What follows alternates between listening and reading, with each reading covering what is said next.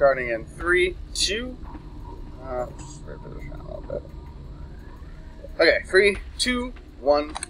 Hello and welcome back to this best of 9 between VVV Gaming and PewPew. I am Squall, your host for today, and holy Batman, my sound is really loud. Turn that down just a tiny bit. There we go. The glorious bass of the Zerg music was beating through my skull. Oh my goodness.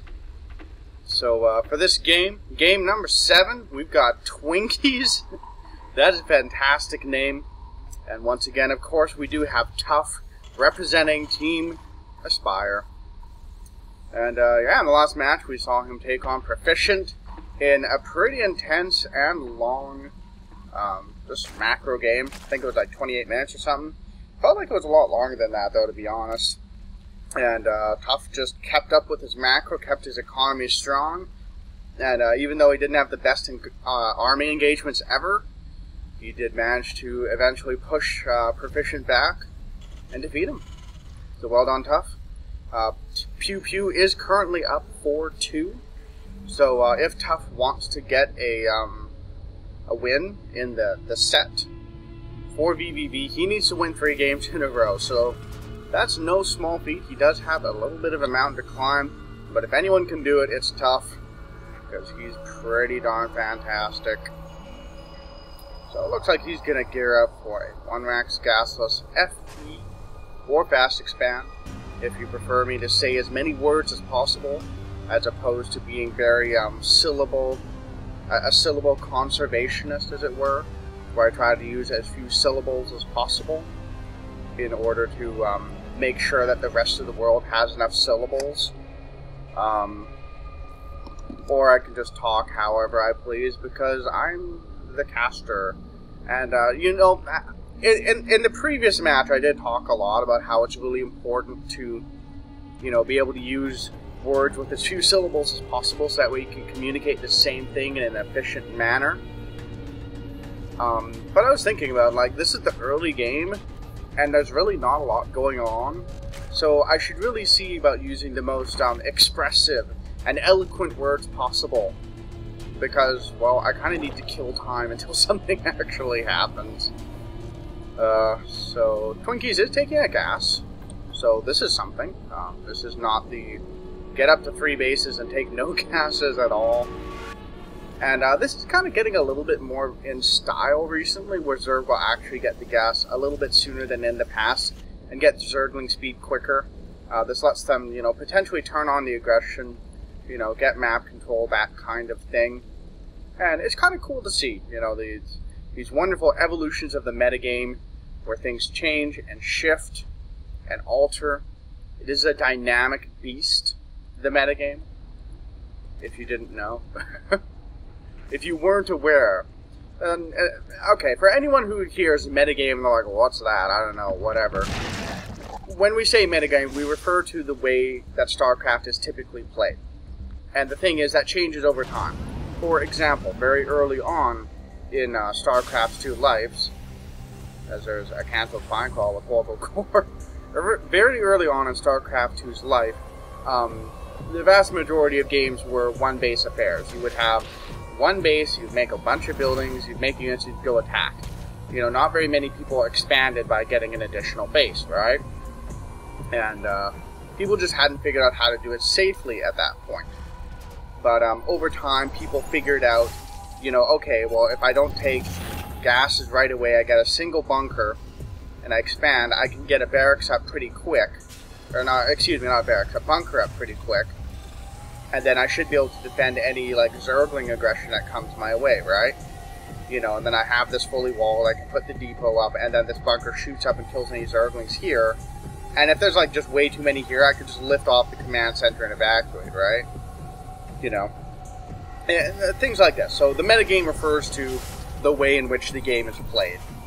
So, standard metagame, for example, in Protoss versus Terran is the Protoss will, you know, get some gateways, they'll expand at some point, they'll go up to a robotics facility, get a robotics bay, and start building Colossi. You know, the standard metagame is you make a Colossi death ball. You will occasionally see variations where a Protoss will go for High Templar. or High Templar and Colossus, or they'll make a single Colossus to trick the Terran into thinking they're going Colossus, and then go High Templar, right? But the kind of standard is Colossus. Whereas for Terran, the standard metagame is Bioball Viking Medevac, you know, against a Protoss opponent. So, yes, there's my explanation of metagame. Hopefully that made sense. And one of the cool things about the metagame and the way it evolves is that you can occasionally have players go against the metagame, where they go, well, right now the metagame is everyone expands like crazy. I'm going to go against that trend and go for some kind of crazy one-base all-in. And since it's not in the metagame anymore, that means it's not done a lot. And so that can catch your opponent off guard and potentially get you the win. So you see all these kinds of cool evolutions of different ways of playing. And, wow, Tough really wants to be walled in, keep that bunker safe against absolutely anything. I'm pretty sure that's a neutral supply depot. I wouldn't be surprised to see him kill that at some point and then continue building supply depot so he has, like, lots of coverage and protection. And, you know, this isn't a bad idea, to be honest. You know, if you got to put the supply depots somewhere, you may as well put them somewhere useful where they will help you. So I'm going to get in, see what's going on, and see that there are Hellions and Banshees. Good stuff. And actually, it kind of looks like Tough is going into the Mech Banshee build that I've seen a few times. And it can work quite well against Zerg, because Hellions will murder all the Zerglings in the entire universe, you know, and then Banshees can clean up. Kind of, like if the Hellions eventually die, then you have lots of Banshees, and the Banshees can clean up everything else. And I actually just explained that build very poorly. But trust me when I say that's a pretty cool build. You're actually seeing how effective it can be right now in that, you know, he's attacking this base. And essentially, well, I don't know if he'll kill it, but he will at the very least reduce its effectiveness a lot.